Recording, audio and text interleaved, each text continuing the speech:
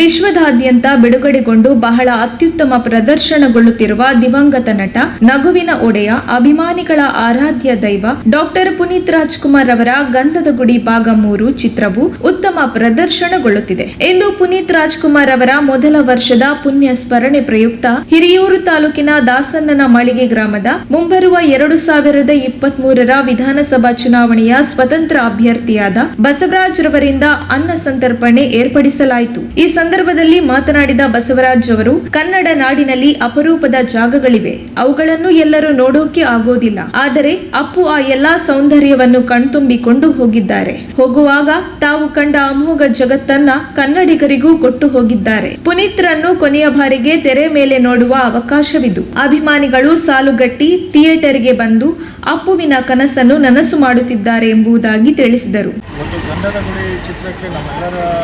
ಕಡೆಯಿಂದ ಹಿರಿಯೂರು ಜನತೆಯ ಪರವಾಗಿ ಹಾಗೂ ನನ್ನ ವೈಯಕ್ತಿಕವಾಗಿ ಗಂಧದ ಗುಡಿ ಶತದಿನೋತ್ಸವ ಆಚರಿಸಿ ಯಶಸ್ವಿಯಾಗಿ ಎಂದು ಮೊದಲನೇದಾಗಿ ನನ್ನ ಹಾರೈಕೆ. ಹಾಗೆ ಪುನೀತ್ ಅಂತಂದರೆ ಈಗ ಸಾಮಾಜಿಕ ಕಳಕಳಿ, ಸಾಮಾಜಿಕ ಜವಾಬ್ದಾರಿ ಮತ್ತು ಸಾಕಷ್ಟು ಜನಗಳಿಗೆ ಒಳ್ಳೆ ಕೆಲಸ ಮಾಡಿರೋಂಥವ್ರು ಹೆಸರು. ಸೊ ಪುನೀತ್ ಅಂತಂದರೆ ಇವತ್ತು ನಮ್ಮ ಈ ಕರ್ನಾಟಕ ಅಂತಲ್ಲ, ಈ ವಿಶ್ವದೆಲ್ಲೆಡೆ ಒಳ್ಳೆಯ ಹೆಸರು ಮಾಡಿರೋಂಥವ್ರು.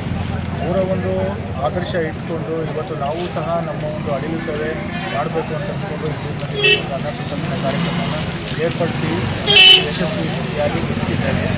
ಅದೇ ರೀತಿ ಸಮಾಜದಲ್ಲೂ ಸಮೇತ ಪುನೀತ್ ಹೆಸರಲ್ಲಿ ನಾವು ಸುಮಾರು ಒಳ್ಳೆಯ ಕೆಲಸಗಳನ್ನ ಹಿರಿಯೂರು ಜನತೆಗೆ ಮಾಡಬೇಕು ಅಂತ ನಾವು ಪುನೀತ್ ಅಭಿಮಾನಿಗಳ ಜೊತೆ ಸಮೇತ ಮಾತುಕತೆ ಮಾಡಿ ಇವತ್ತು ಈ ಒಂದು ಅನ್ನ ಸಂತರ್ಪಣೆ ಕಾರ್ಯಕ್ರಮವನ್ನು ಮಾಡಿದ್ದೀವಿ.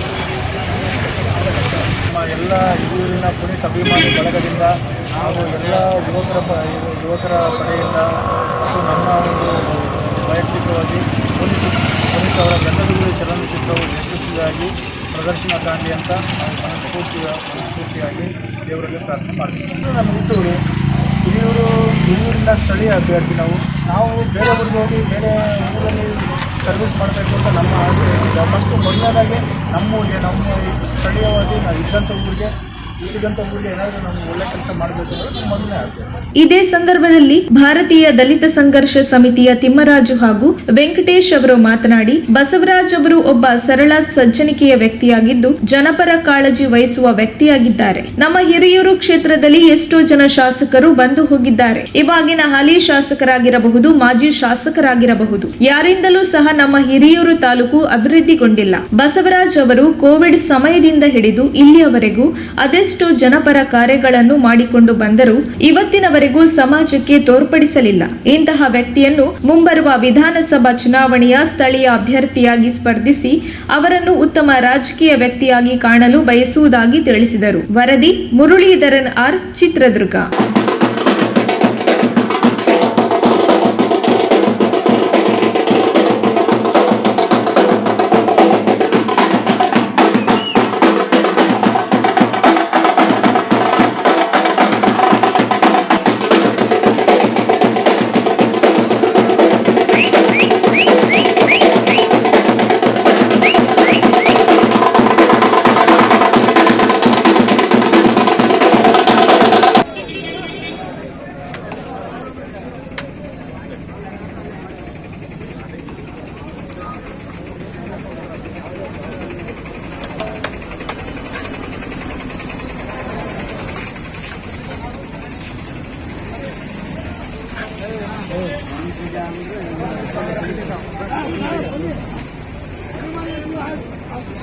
ಸಮಿತಿ ಅಧ್ಯಕ್ಷ ಕಾರ್ಯಾಧ್ಯಕ್ಷರಾಗಿ ಕೆಲಸ ಮಾಡ್ತಾ ಇದ್ವಿ.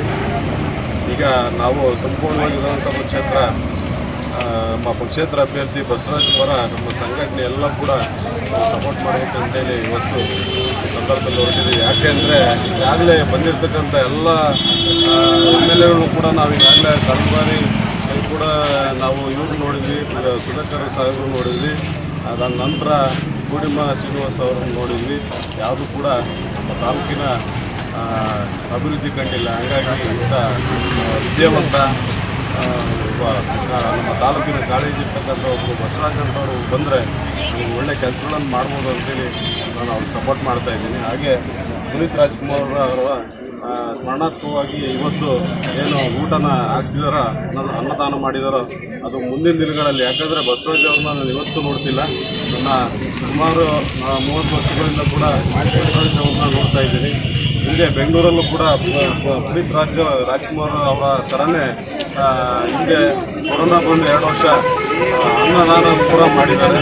ಯಾರು ಕಣ್ಣಿಗೆ ಬಿದ್ದಿಲ್ಲ, ಯಾಕಂದರೆ ಪುನೀತ್ ರಾಜ್ ಅವರು ಕೂಡ ಎಲೆಮರೆ ಕಾಯಾಗಿದೆ ಕೆಲಸ ಮಾಡಿ ಇವತ್ತು ಅವ್ರ ಸತ್ತ ನಂತರನೇ ಅವ್ರು ಮಾಡಿದ ಕೆಲಸಗಳು ಕೂಡ ಬೆಂಕಿಗೆ ಬಂದಿದ್ದಾರೆ. ಅದೇ ಥರನೇ ಬಸವರಾಜ್ ಕೂಡ ಎಲೆಮರೆ ಕಾಯಾಗಿ ಕೆಲಸಗಳು ಮಾಡ್ತಾ ಇದ್ದಾರೆ.